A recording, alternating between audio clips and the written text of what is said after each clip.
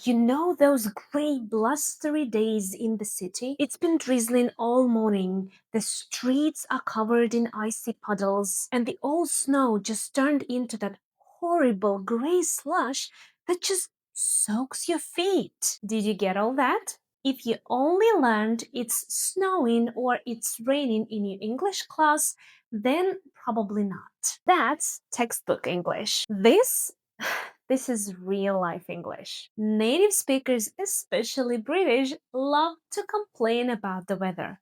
But to do it properly, you need to know the right words. Today, we are going to upgrade your vocabulary so you can describe everything from a light shower to a dirty mess it leaves behind. Let's get started. Hi everyone, I'm Tanya. Welcome back to English with SpeakaYou. Let's start with rain.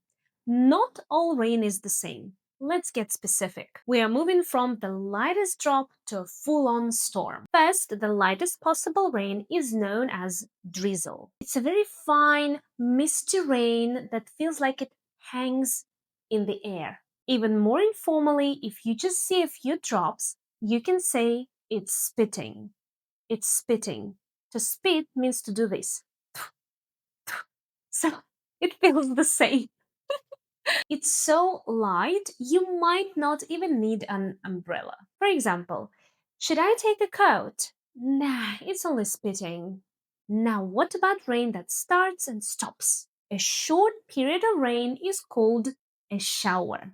Yes, that one that you take in the morning or in the evening. You can get the same one, the third one a day outside. Shower. It may be light or heavy, but the key is that it's temporary. A weather forecast might say cloudy with a chance of showers. When a shower is suddenly very heavy and intense, the perfect word for it is a downpour. A downpour. You can be walking in sunshine in 1 minute and be caught in a complete downpour the next. It's sudden and strong. And if that heavy rain just doesn't stop, it's when you use the classics. The most common and natural phrase is, it's pouring. It's pouring. For some brilliant, very British alternatives, you can say, it's chucking it down. It's chucking it down. And if the rain is heavy and being driven by wind, great descriptive phrase is, it's lashing down. It's lashing down. In American English, it's pouring is more common. For a more dramatic, idiomatic phrase, you might hear, it's coming down in buckets.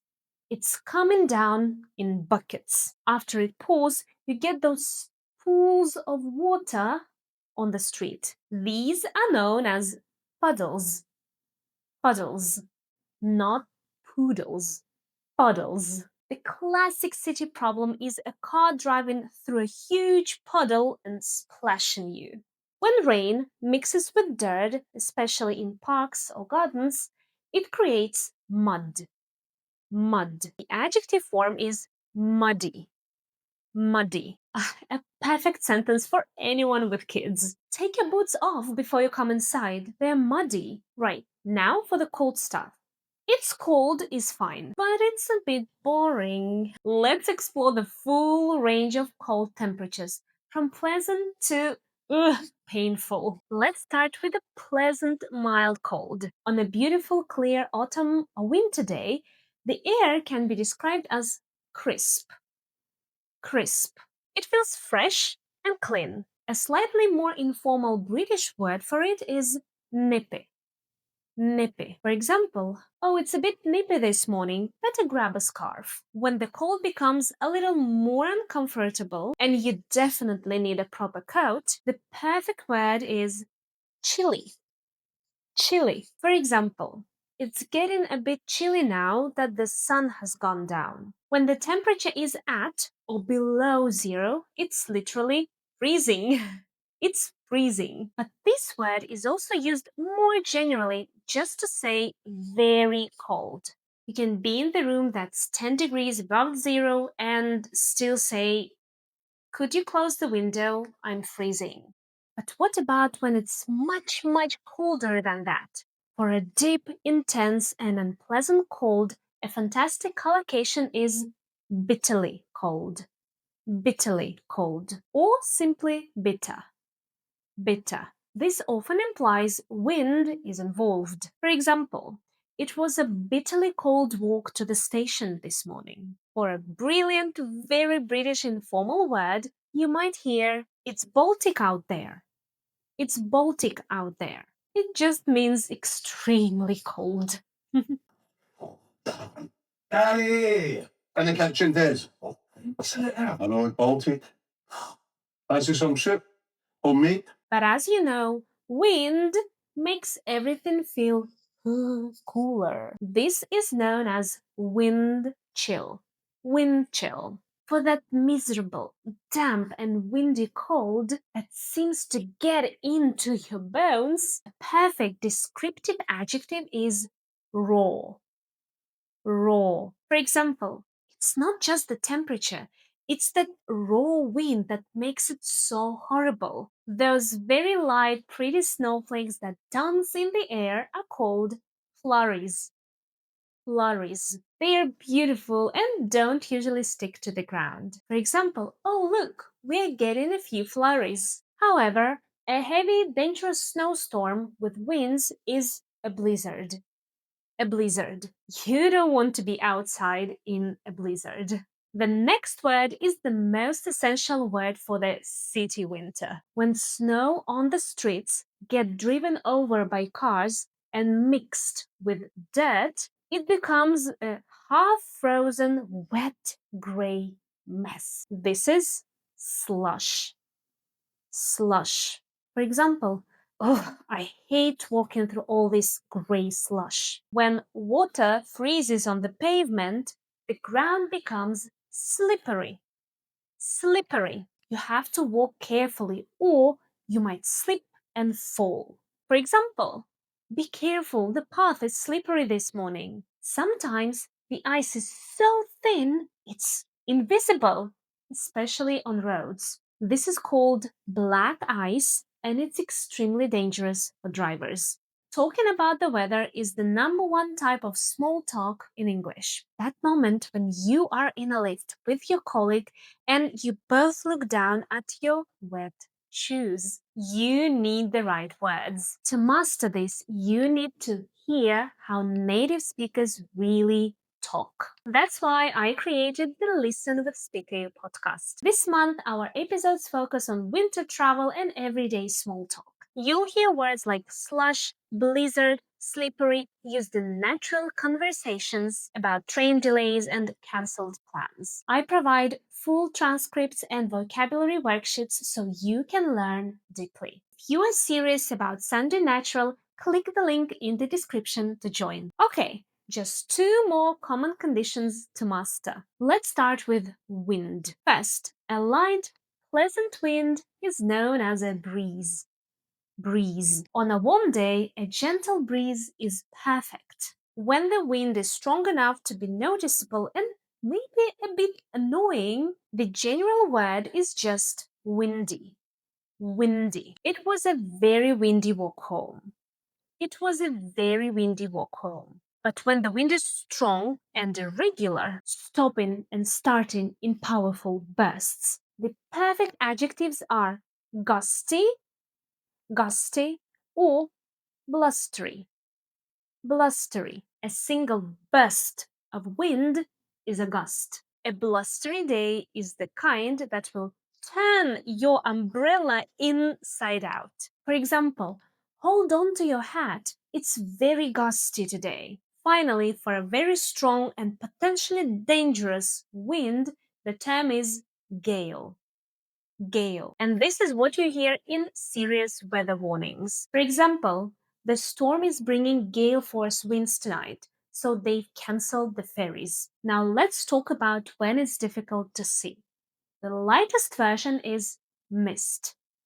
Mist. It's a very thin, low cloud, often found in the countryside or near water in the early morning. It feels damp, but you can usually see a reasonable distance. When it's much thicker and visibility is reasonably reduced, it's called fog. Fog. This is what causes traffic and airport delays. You might hear people talking about dense fog or thick fog. For example, drive carefully, the fog is getting really dense. Now for two crucial words, especially for city life. When the poor visibility isn't caused by water but by dust, heat, or pollution particles in the air, it is called haze. Haze. You often see a haze over a city on a hot, still summer day. And if that haze is a dirty mixture of smoke and fog caused by pollution, there's a specific word for it: smog. Smog. For example, some major cities have a real problem with smog in the winter. Finally, for a truly advanced level, let's look at 8 essential idioms that use weather to talk about life. The key to understanding idioms is to picture the situation they describe. First, let's talk about problems, big and small. I'm sure that you know this idiom. It is to be under the weather. To be under the weather. Imagine you have your own personal cloud making you feel a bit unwell. This isn't for real illness. This is for when you feel a little bit tired, have a headache, or just not feel 100%. For example, I won't be in the office today. I'm feeling a bit under the weather. Next one is to be on thin ice. To be on thin ice. Picture yourself literally walking on thin ice that is about to break. One more wrong step and you'll fall into the freezing water. This idiom means you're in a dangerous position, usually because of your own actions, and you are about to get into serious trouble. For example, after missing another deadline, he's on thin ice with his boss. Next one, and to weather the storm. To weather the storm. Imagine a boat in a huge storm. It gets hit by wind and waves, but it survives and makes it to calm water. This means to endure a very difficult period, like a financial crisis or a personal problem, and come out safely at the end. For example, the business almost went bankrupt, but we managed to weather the storm and are doing well now. Next one, and a storm in a teacup. A storm in a teacup. Imagine a huge dramatic thunderstorm with lightning and wind, but it's all happening in a tiny teacup. It means a situation where people create a lot of fuss, anger, drama over something very small and insignificant. For example, honestly, their argument over the coffee machine is just a storm in a teacup. There is an American English equivalent, which is a tempest in a teapot. A tempest in a teapot. Now for some idioms about planning, perspective, and determination. To take a rain check. To take a rain check. This originally came from when a sports game was cancelled due to rain. People were given a ticket, a rain check, to come back another day. So you are not saying no, you're saying not today, but let's do it in the future. It's a polite way to postpone something. For example, I'm exhausted tonight. Can we take a rain check on that drink? Next one, and to save for a rainy day. To save for a rainy day. A rainy day here is a metaphor for future time of trouble. When something bad happens unexpectedly, like losing your job. This idiom means saving money now so that you are prepared for any future emergency. For example, I try to put £100 from my salary away each month just to save for a rainy day. Next one, and come rain or shine. Come rain or shine. Literally, this means you will do whatever you promised, whether the weather is good or bad. Metaphorically, it's a promise of absolute reliability. It means no matter what happens, no matter the obstacles, I will do what I promised. For example, don't worry, I'll help you move. Come rain or shine, I'll be there. And the last idiom for today is every cloud has a silver lining.